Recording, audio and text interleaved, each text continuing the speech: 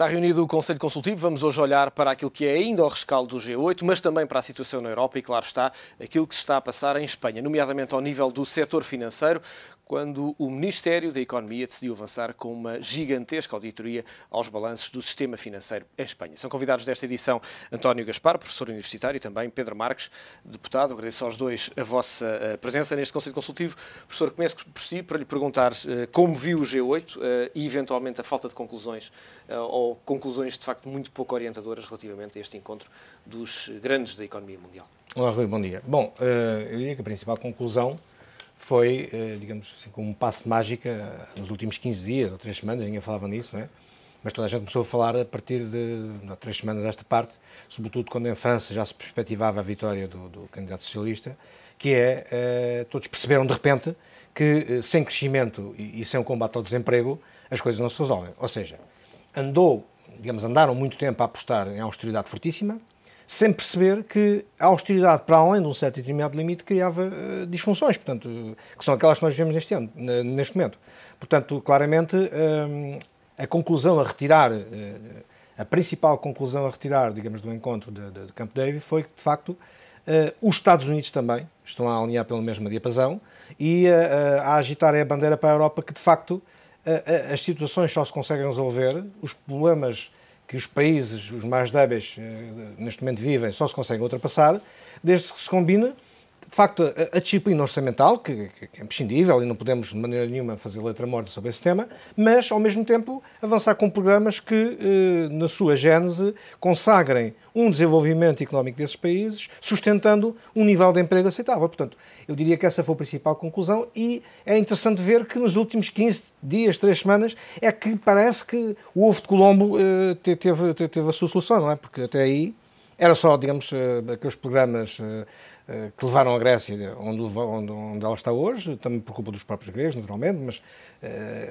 digamos, a intervenção exógena foi muito forte para criar essas dicotomias e assimetrias brutais, portanto, na economia grega, de difícil resolução, porque não perceberam os agentes interventores, portanto, em todo esse processo, o Fundo Monetário Internacional, a Comissão Europeia, o Banco Central Europeu, não perceberam que, na realidade, esse caminho era um caminho muito difícil, era um caminho que levava ao abismo, era um caminho que, a não retroceder, não teria um retorno, não é?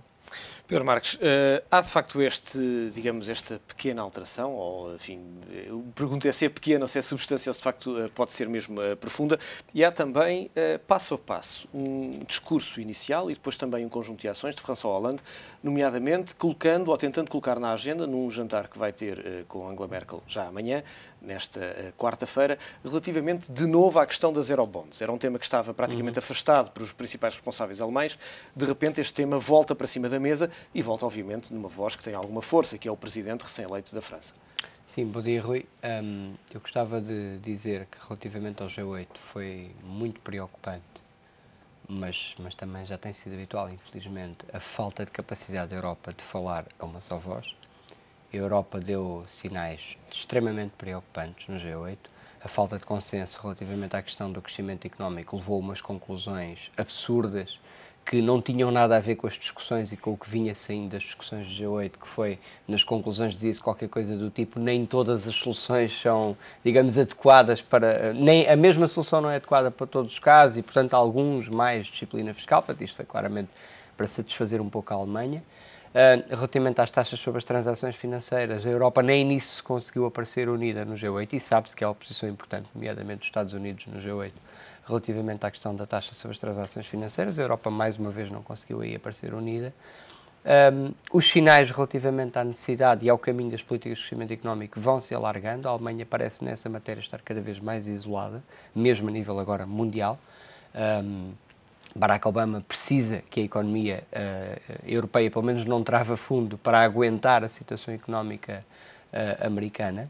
Havia uma recuperação económica em curso nos Estados Unidos, mas essa recuperação poderia ficar em risco com uma travagem da situação europeia. François Hollande jogou uma carta fortíssima, que foi a questão da não ratificação do tratado. Porque o tratado não precisa de ser ratificado por todos, mas se não for ratificado pela França, é letra morta, vamos lá ser claros, não é? E, portanto, François Hollande jogou uma carta fortíssima, assumiu aquilo que tinha dito em campanha, alguns diziam que não o faria. François Hollande disse, não, eu não ratifico, sem um pilar de políticas de crescimento económico. E, portanto, a partir daí, abriu um novo espaço político para a discussão na Europa. Alguns vão dizendo que o caminho pode-se começar, digamos, a negociação, e é próprio que se comece uma negociação a jogar muito alto, para chegar a um espaço de compromisso que mesmo assim seria muito interessante.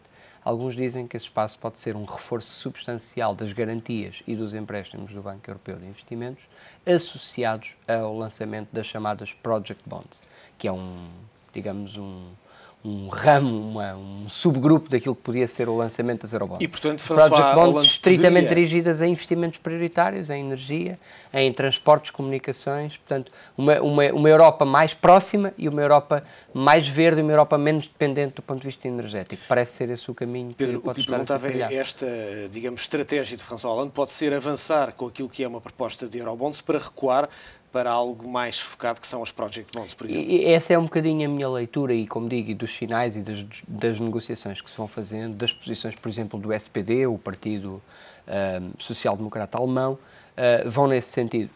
Perdão.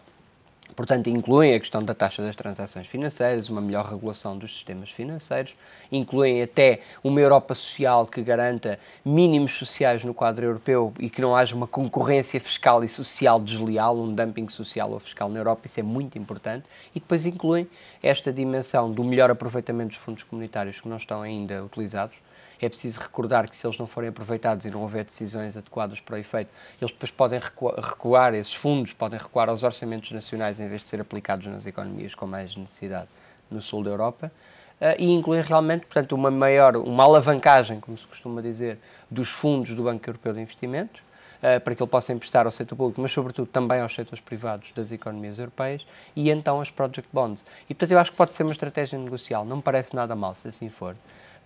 Se conseguirmos chegar a um projeto europeu significativo de investimento, como digo, naqueles que são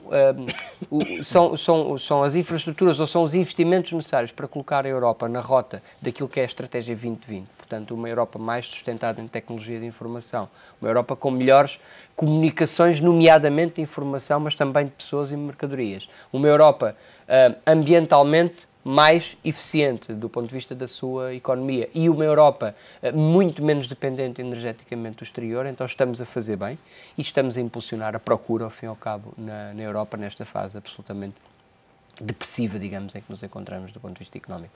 Se aí chegarmos, penso que já estaremos a dar bons passos para a recuperação da situação europeia. António Gaspar, François Hollande pode ser a força aglutinadora que países como a Itália, a Espanha e também Portugal, a Grécia e a Irlanda, de certa maneira, sentiam para ter uma voz forte que fosse o contraponto de Angela Merkel. Aos poucos dá um pouco a sensação que François Hollande tem conseguido, de facto, ir para além daquilo que são as promessas eleitorais e, obviamente, está apenas no início do seu mandato e ainda é muito longe, ainda é muito cedo para fazer avaliações, mas há, de facto, pelo menos essa tentativa de marcar uma agenda um pouco diferente. Pois, naturalmente que sim, e como disse muito bem, está no início, não é? Portanto, nada nos garante que o mandato dele enquanto Presidente da República Francesa e a intervenção que ele terá, naturalmente, a nível europeu, se vá pautar exatamente por aquilo que ele disse na campanha eleitoral. Portanto, de facto, ele insistiu no projeto das Eurobonds, insistiu num conjunto de matérias que tinham a ver sobretudo com o crescimento económico e com a criação de emprego, mas isso vai ser negociado, não é? Porque no outro lado também está a Alemanha, quer dizer, no outro lado não está, digamos, qualquer um país. Portanto, são os dois países, de facto, as locomotivas da União Europeia, mas eu penso que vai ter que haver cedências de parte a parte. Ou seja, a senhora Merkel não pode continuar, digamos, com aquela rigidez que o Sarkozy, de certa forma, avalizava, não é?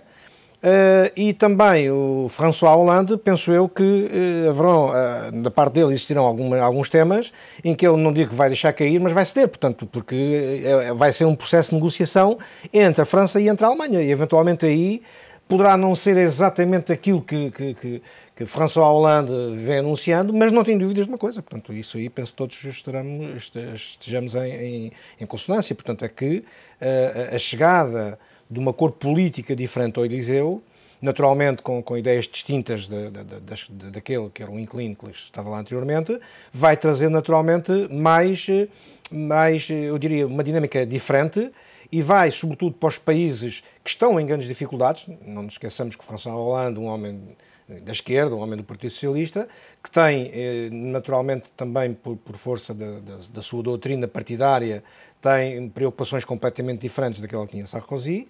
Por essas mesmas preocupações vai ajudar de uma forma direta ou indireta, aqui parece mais que seja uma forma indireta, porque primeiro está a França e depois então estão os outros países, mas de uma forma indireta irá ajudar países como Portugal, como a Grécia, como a Irlanda, como a Espanha, como a Itália, que estão com problemas graves, sobretudo no capítulo do desemprego, que é catastrófico, todos já reconheceram que tem que ser resolvido, e aí, de facto, a doutrina de Hollande versus Sarkozy faz uma diferença enorme. Portanto, enquanto a preocupação social de Hollande está presente, eu não vou dizer que Sarkozy não tinha uma preocupação social, agora é completamente distinto, sobretudo os caminhos para lá chegar, e eu diria mais a urgência em chegar lá, é muito mais visível na parte de Hollande que Sarkozy, não é? Essa preocupação social é compatível com o necessário crescimento da economia que é preciso fazer? Os custos com essa proteção social?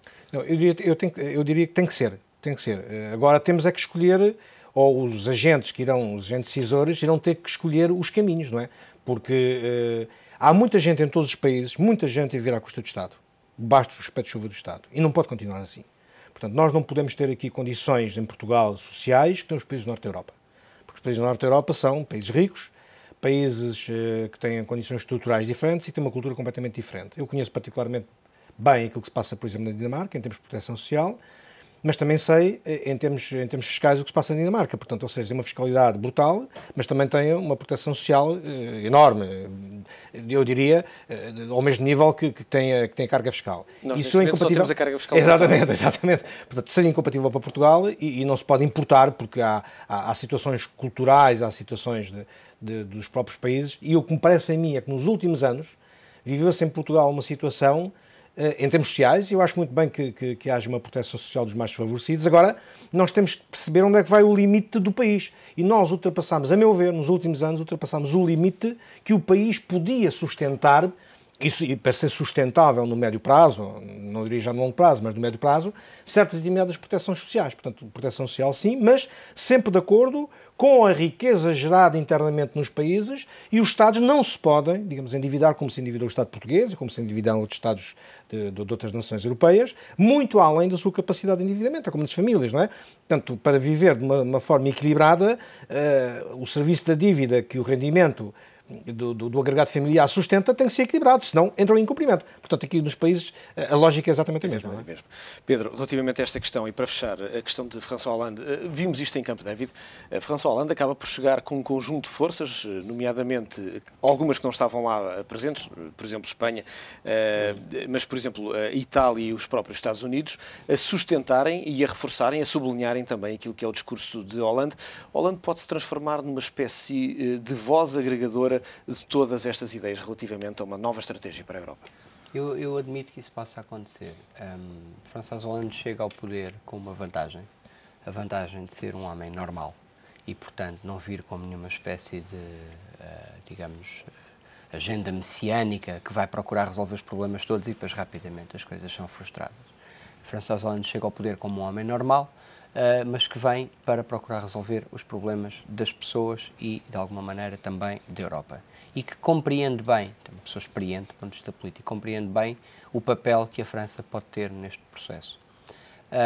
Arrisca muito, porque a França não está propriamente numa situação fácil, do ponto de vista até da sua economia e da sua situação também orçamental, e precisa da parceria com a Alemanha, isso é inegável, mas tem a seu lado trunfos importantíssimos. A vontade do primeiro-ministro italiano, desde que tomou posse, de uma mudança das políticas europeias, isso foi inegável, foi desde o início. A situação espanhola,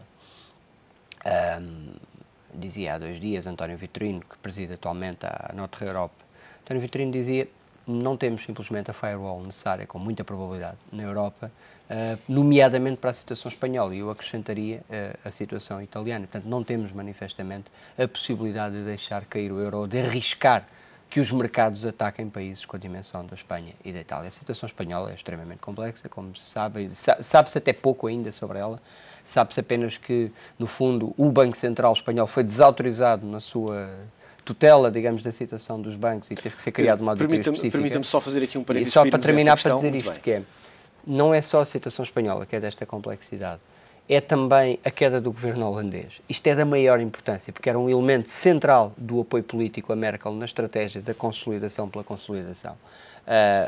Provou-se que, afinal, nem a própria Holanda conseguia implementar aquela estratégia e, portanto, ruiu um pouco o castelo que sustentava aquela linha política tão unívoca da parte de Angela Merkel. E, portanto, acredito que a Europa, em Holanda, mas depois também nos seus aliados importantes no sul da Europa, Espanha e Itália, nomeadamente, que são os que contam, ao fim e ao cabo, a Europa pode aqui encontrar um novo espaço de equilíbrio e esperemos que o encontre rapidamente e já na próxima cimeira.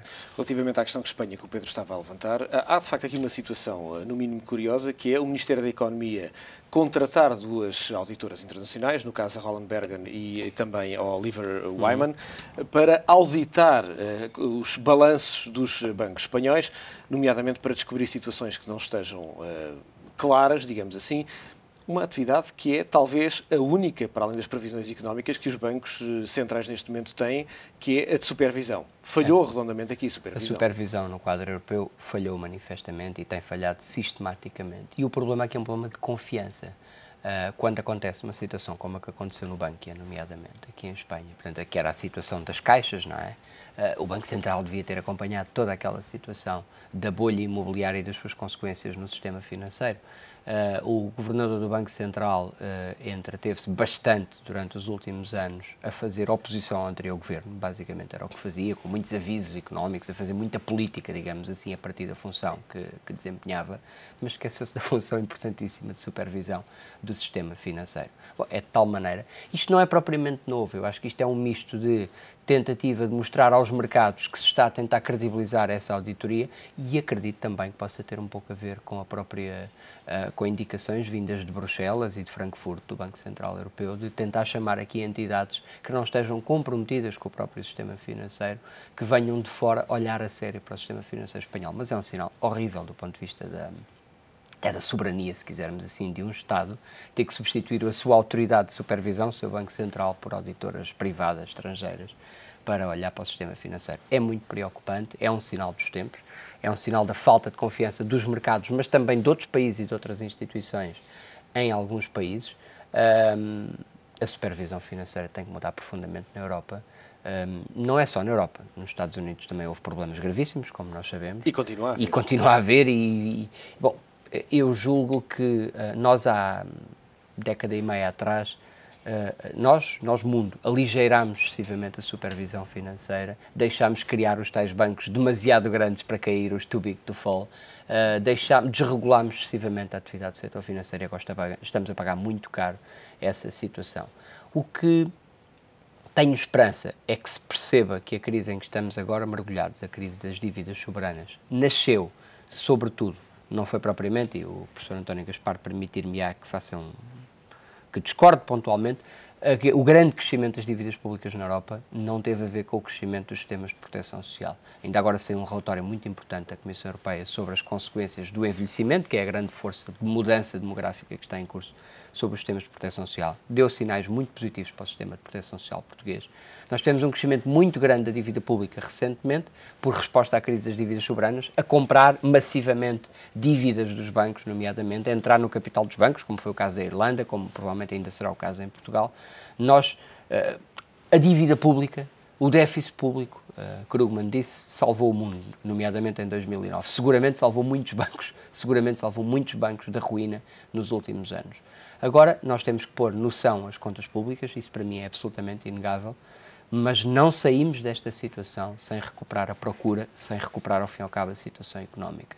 E por isso é que nós também temos que regressar a alguns projetos que estavam tão banidos do nosso léxico e das nossas apostas políticas, projetos ligados às infraestruturas de comunicações, nomeadamente de informação, como disse, ou, por exemplo, os projetos ligados às energias.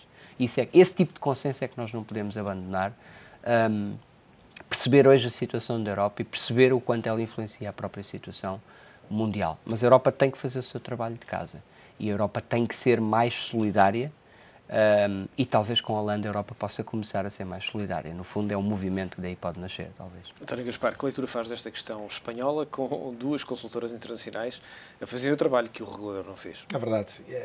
Eu digo que, enfim, a percepção que eu faço é que é uma vergonha para a Espanha e para Portugal. E já vou dizer porque é que é para Portugal. Uma vergonha para a Espanha porque não é, digamos, de todo perceptível, ninguém consegue perceber que a entidade central reguladora, o Banco Central de Espanha, não tenha tomado a atitude prudencial e cautelar de supervisão para perceber o que estava a passar nas instituições. Mas eu não percebo porque é que o Banco Central, é uma questão de transparência, é uma questão de credibilidade, recorre a duas empresas digamos, estrangeiras, uma alemã e outra americana, porque nesta primeira fase, nestes primeiros, já penso que há 3 semanas, que é o delay que foi dado, é para fazer a reavaliação dos ativos, ou seja, para perceber a qualidade dos ativos, se a forma de contabilização dos ativos que os bancos neste momento estão a seguir é mais adequada ou não.